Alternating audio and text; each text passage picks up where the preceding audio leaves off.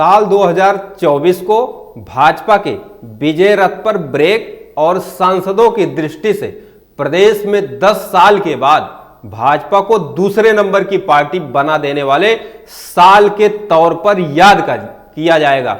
नमस्कार, स्वागत है आप सभी का आपके अपने चैनल एनबीसी भारत पर। मैं हूं आपके साथ वेद प्रकाश मिश्रा। आइए समझते हैं कि वर्ष 2024 बीजेपी के लिए कैसा रहा। हालांकि साल उतरते उतरते भाजपा गठबंधन में विधानसभा उपचुनाव की 9 में से 7 सीटें जीत करके फिर पहले नंबर का रुतबा हासिल कर लिया है। भाजपा के लिए 2024 की शुरुआत उम्मीदों के साथ हुई थी। लोकसभा चुनाव की गूंज के बीच रामलला के जन्म स्थान पर प्राण प्रतिष्ठा हुई। इसके मुख्य यजमान देश के प्रधानमंत्री नरेंद्र मोदी बने। स्वतंत्र भारत में पहली बार किसी प्रधानमंत्री ने देश के बहुसंख्यकों की भावनाओं के सम्मान का सार्वजनिक शंखनाद किया। पीएम मोदी का कदम कितना अभूतपूर्व था, इसे सोमनाथ की पुनर्प्रतिष्ठा पर पहले प्रधानमंत्री जवाहरलाल नेहरू की आपत्तियों को याद करके समझा जा सकता है।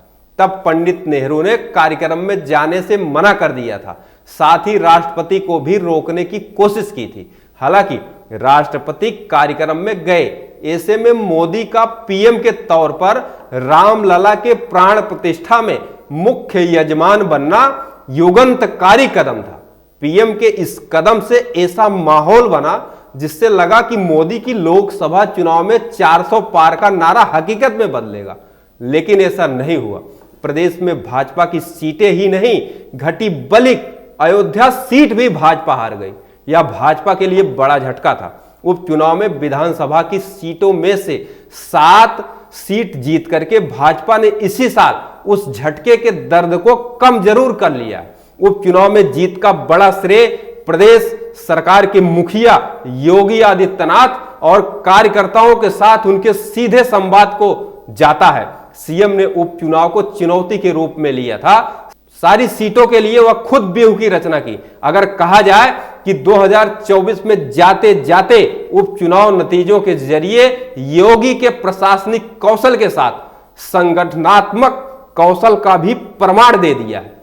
संगठन की दृष्टि से भाजपा के 2024 का लेखा जोखा रखा जाए तो कोई बड़ा उल्लेखनीय पक्ष नहीं दिखता है। इतना ही कहा जा सकता है कि 2024 भाजपा के हार से सबक लेने यानी कि सुधार करने और पराजय को जप में बदलने के लिए याद किया जाएगा। इस खबर में फिलहाल इतना ही। देश और दुनिया की बड़ी खबरों के लिए देखते रहिए एनबीसी भारत।